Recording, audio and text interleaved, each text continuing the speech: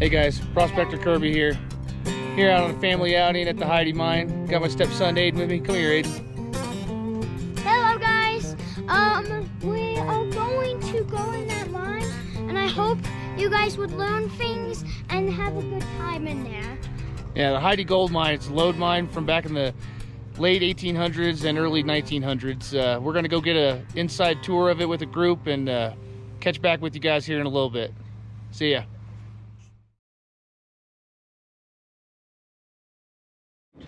Yes. It does, doesn't it? Uh-huh. It's a fault line. It's called the Dory Hill Fault Line. And it's probably 20 miles that way and probably 20 miles that way. This side's stationary, that side's moving, and it's going that way and down. Slip and slide fault, okay? So what's kind of interesting about this fault line, especially that way, there's a gold vein next to this thing. So when you have a crack in the earth, it's a gateway for water to either come up or come down. And most of our mineral deposits in this area were done by geothermal action, hot water and steam coming from deep in the earth, bringing those metals and minerals.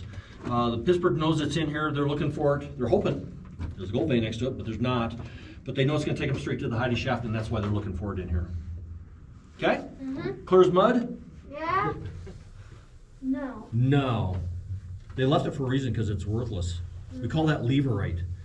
Just leave it right where you found it. Ha ha ha. Okay. Let's keep on going, guys. But notice these cracks and crevices in here. So actually behind me is the 135 level of the Hidee shaft. It means we're 135 feet down from the surface at this point in time. You got to stop and think about it. In the 1800s, everything's going up and down the shaft. They would come down, probably down on the second and third level, work all day, and then have to climb 300 feet of ladder to get out of here. So just imagine doing that. So anyway, they probably use it the same way we are: storage, tools, dynamite. Okay, again, everything's down on the second, third level. That's really where this mine's at. So let's jump to 1930, and the Pittsburgh comes in here. They hit the Hidee shaft right here. Boom. You've got some tattletales here if you start looking. 1800s mining technology, hammers and chisels. Right beside you guys, 1930s. Right there. What year did you say that was in there? 1800s, 1896, 1930s. You can see the difference in mining technology. A lot more precise right there, right? Yeah. Also, that runs downhill, that runs downhill, that runs downhill. Which way are those ore carts going? Downhill, exactly. Mm-hmm. Okay. How old are you guys? How old are you? I'm 10. You'd be in here working. How old are you, young lad? 8. 8. And you? 9. 9. You guys would be in here working. There's no child labor laws back then, so you probably would be pushing the honey cart around. Wait, You know what I that- have a chance to strike it rich every day. You know what the honey cart is? Nice. I actually noticed something. 8, 9, 10. 10. Yes, Huh. I didn't notice. Imagine that. Okay. Pecking order. Okay. Pittsburgh comes in here, 1930s. They hit it right here. We know that Pittsburgh didn't hit any gold on this run. There's no side workings. We actually have the paperwork for the Pittsburgh extension. They said they didn't hit any. So let's jump to 1965, and Choppel Federhoff comes in here.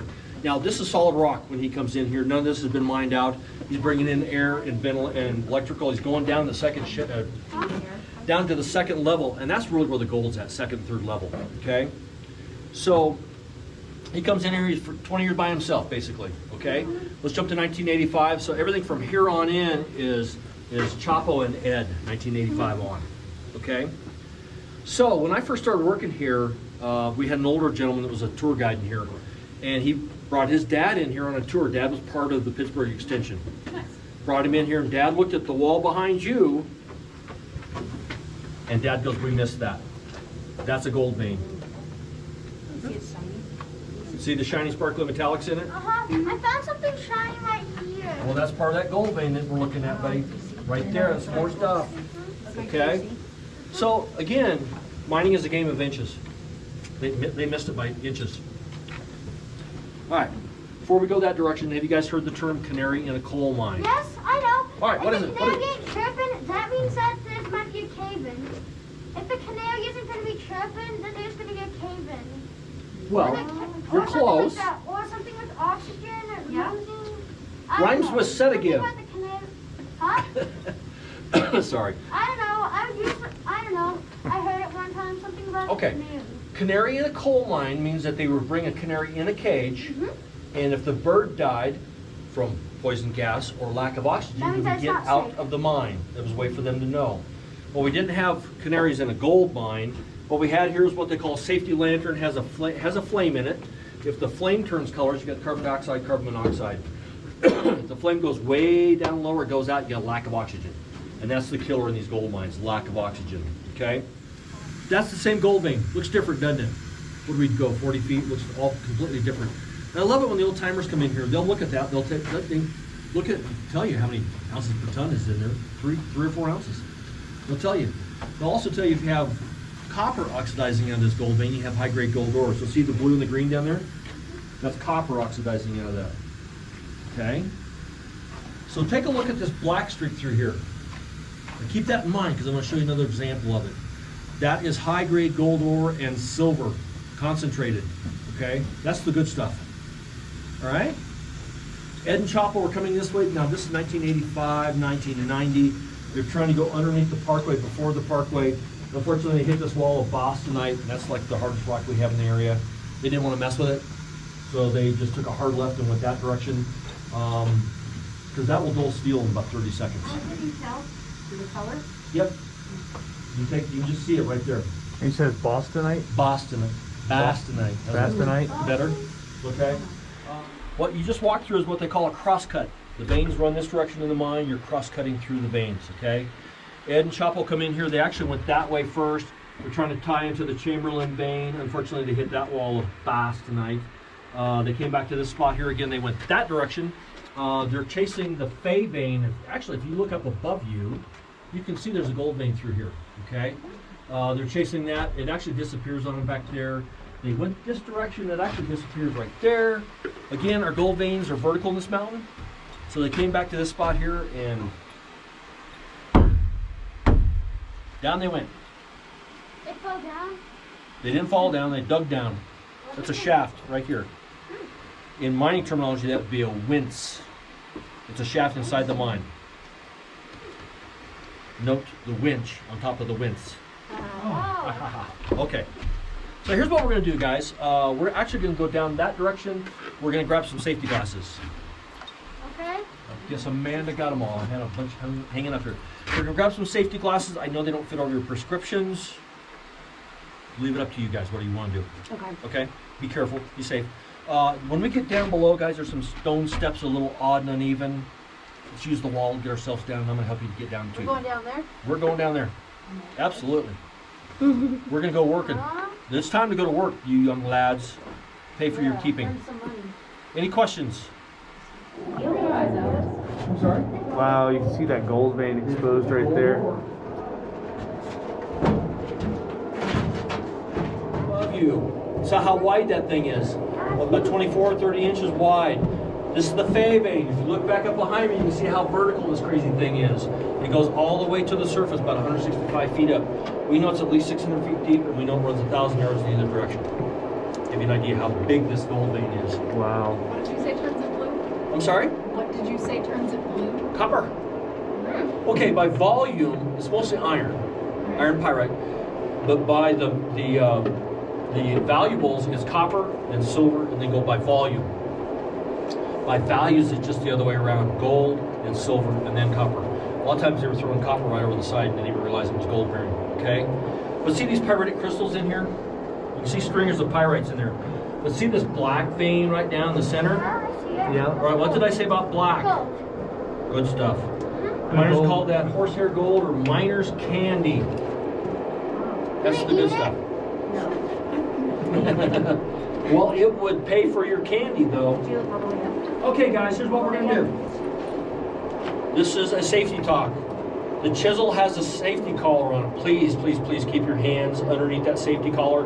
Don't put your fingers or your thumb on top. I know it sounds silly, but when you do that, between that and your fingers, it really does hurt. You guys want me to give you a quick demonstration? Yes. No. Yes. He's like, no, he's ready to go. I'll be quick, okay? And then I'll turn you loose. Okay. Okay, I'm coming down to you guys. You just stay right where you're at. Okay, guys, you're gonna see sparks fly. You're gonna smell sulfur. It's not me today. I'm being serious. Have beans for lunch? No beans for lunch. No breakfast burritos. Hey guys, what you see above you is right here at our feet. We are not gonna dig up above us. Okay. Huh? What's that, bud? Because it could fall on us. No. That's why we're not gonna touch it. We're leaving this wall alone. Please do not touch this wall, okay? Okay. It's structural. So we're gonna be digging down here at our feet. That's where the vein's at. So I'm gonna get down here on my old bad knee.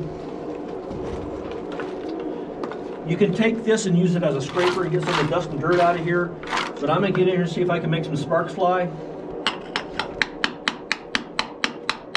You guys see any sparks flying? There we go. Yeah, this is sparks. Yeah, I see some. Oh, I see them. That's cool, huh? Okay. I found something shiny. See something shiny? That's gold ore. Oh! Good job. Thank you, I'm here all week. Met a little girl and we stopped to talk on a grand soft day. And I asked you, friend, tell me what would you do when her hair is black and her eyes are blue? And I took her hand and I gave her a twirl, and I lost my heart to a Galway girl. How's that? All right, guys, we're wrapping it up here at the Hidee Mine today. Yep. Just finished up that tour. Aiden, what'd you think about it? Did you learn a lot? Uh-huh. And I want to show you my guys 2 of my rocks and my gold. Yeah, So- let's see what you got. So here, oops. I have this part right here, That's some agate. and then I have this one. That's petrified wood, isn't it? Yeah, and then here's part of my golds, Nice. and then my rock that has some gold in it too. So if I can pull that out, and you can see there's kind of a little bit of gold there. Yeah, that's some real lode mine gold right there. And tell me in the comments below, what did you learn? Bye. All right, thanks, guys. Prospector Kirby out. We'll check back in with you when we get back out to Cache Creek and yeah. are doing some sluicing. And wait, and like and subscribe this channel. Bye. See you guys. Bye.